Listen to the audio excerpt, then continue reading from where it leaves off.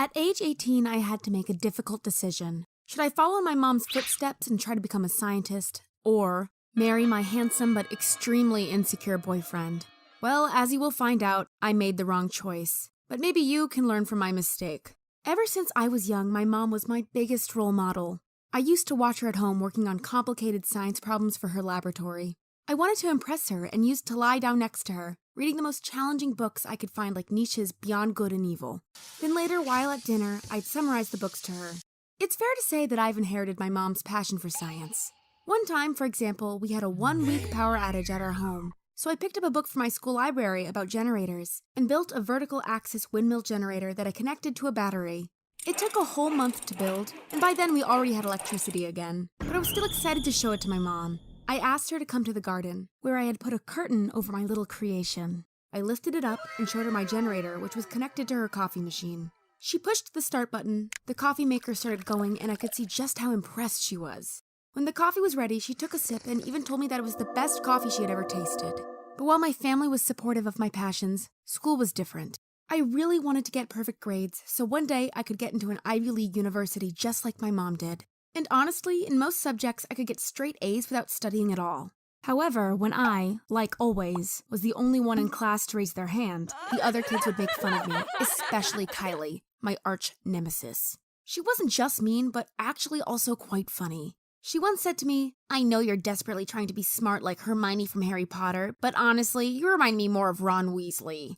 Everyone laughed, and I was so offended by what she had said that in the next physics exam, I gave the right answers to everyone in our class except Kylie. This was my revenge, and she actually ended up with a D, while everyone else got an A or B. Our teacher, of course, realized that the majority of kids in our class had cheated somehow to get such good grades. That's why he went over to Kylie and said, "Not only do you lack any understanding of physics, but you're also the only one in class who doesn't know how to cheat." Everyone laughed at her, but it turns out that it's rarely a good idea to attack someone more popular or powerful than you. Because now Kylie hated me more than ever. That same day in PE class, we were supposed to play tag, and Kylie was it, and supposed to chase the rest of us. Like the other girls, I ran yelling and laughing, but when Kylie came close to me, she stopped, looked at me and said, "You do understand that no one likes you, right?" Ouch, she'd hit my weak spot. It really hurt to be singled out again. Luckily, I did have one friend in my year. We normally met up on Fridays to watch a movie or do a picnic. But one time she told me, "I can't today. I have to get ready for the big school party." "Didn't you get invited?" "No."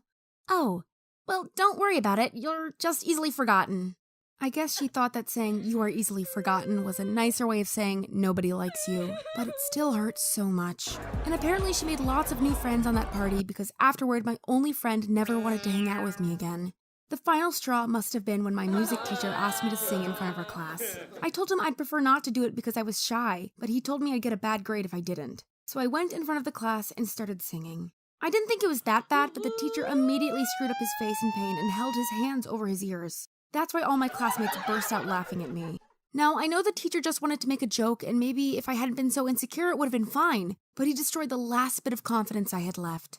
After that, I never raised my arm in class again.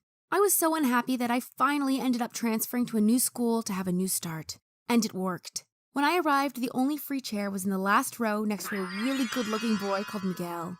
I sat down next to him, and he immediately started telling me how much he hated math. I responded, "Actually, I like math. There is no better feeling than solving a hard math problem." To which he said, "Wow, I just met you and I already don't like you." At this point of my life, I was so insecure that his words instantly made me cry. However, he didn't mean to hurt me, so he added, "Don't worry, I was just joking. Why don't you come by my house today? I just got an electric guitar." Wow, was this my lucky day? A pretty guy wanted to spend time with me? I accepted his invitation, and later that day, we hung out in his room. For the first 20 minutes, Miguel tried to put the cable into the right plug, but failed. Did I mention he wasn't that smart? When I gave him a suggestion, he responded, "Stop ordering me around, I know what I'm doing." Wow, he was so insecure. And then I learned why. He called his dad to his room and told him, "Dad, that guitar you bought me doesn't work, it's broken." "Did you turn on the speakers?" Miguel turned completely red, realizing he had forgotten to turn the speakers on. His dad added, "So you're still a moron. Well, maybe I can knock up your mom another time and have more luck with my next child." Wow, I was shocked. His dad didn't seem to care how much he was hurting his son. I tried to change the topic and said, So Miguel, what's your favorite subject in school, by the way? Who cares about school? Only idiots get a degree. Once I'm 18, I'll become a salesman and make lots of money. That actually wasn't such a bad idea because Miguel was outgoing and popular. I knew he would make a great salesman. However, I disagreed that getting a degree was useless, so I told him, I really like school and I hope to get a PhD one day in chemistry. I always get straight A's, often without even studying. Really? I could see how impressed he was and realized that me being smarter than him was what could make me interesting to him. Subconsciously, he probably knew he wasn't smart enough to be good in school, but having a brilliant girlfriend could be some kind of substitute. So even though he was much better looking than me, we started dating. And after each exam, I showed him my grade to impress him and show I wasn't such a bad catch after all. That was a mistake, though. I misjudged just how insecure he was about his intelligence, because a few weeks later, he was so fed up with my constant bragging that he said it was over between us. He didn't want to date a nerd like me anymore, and I immediately started crying. He added, "No guy wants to date a girl that always tries to outdo him." I realized I'd made a mistake by showing off with my grades so much, so I apologized and promised to become a better girlfriend. He ended up giving me another chance, and I still can't believe what I did next just for him. I started getting bad grades in school on purpose. You see, Miguel was a quite family-oriented guy. He often told me about wanting to have loads of children, so I didn't mind if he wanted me to be his housewife and become a mother. I actually liked the idea. The only one not happy with my decision to basically throw away my academic career was my mom. I was 18 and she couldn't understand why I didn't go to college. "So, what will you do instead?" she asked.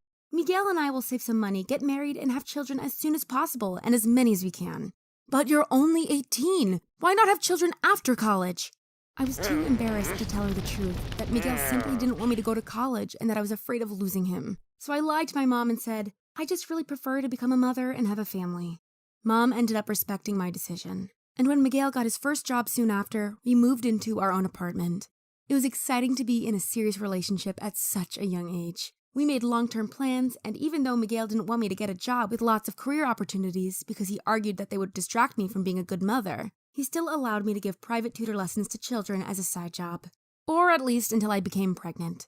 Becoming a mother at 19 was very exciting because for the first time in my life, I felt like a real adult.